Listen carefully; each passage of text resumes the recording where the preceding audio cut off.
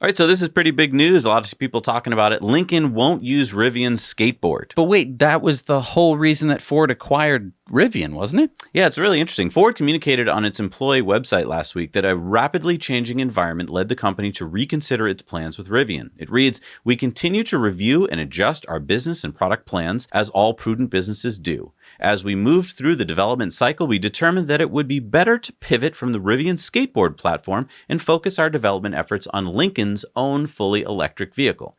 Meanwhile, Lincoln last week filed a trademark for something called E-Glide. E-Glide?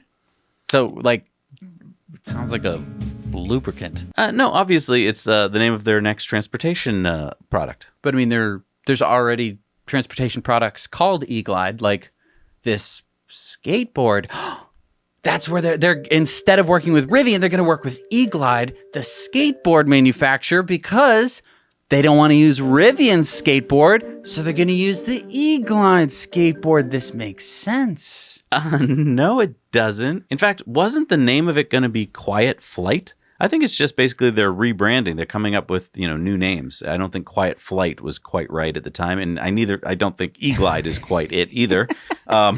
But Amy Mast, a Rivian spokesperson, said Ford and Lincoln continue to be great partners. And it's interesting to note that Rivian earlier this month announced that it's pushing back the release of its R1T electric pickup and its R1S SUV from late 2020 now to early 2021. Okay, wait. So Rivian is pushing back their thing. That makes sense. Everything's getting pushed back at the moment. But I mean, about Lincoln, isn't this going to affect the $500 million that Ford poured into Rivian? Here's what I think happened. Ford invested its $500 million in Rivian. That's probably been spent. They're going to be spending, $11.5 billion on electrification coming up. And I think what Ford did was they spent their $500 million so that they could peek under Rivian's hood and get to see what's going on and how to make things. And then they've decided to make it themselves. I think this is so weird. I mean, I don't know if what is currently going on had anything to do with Lincoln, or if they're like, oh, this is a good excuse to get out of our thing, which we were planning on doing anyway. I was surprised to see that Ford doesn't have any brands left. I remembered Ford from being a kid. They had Mercury and all that.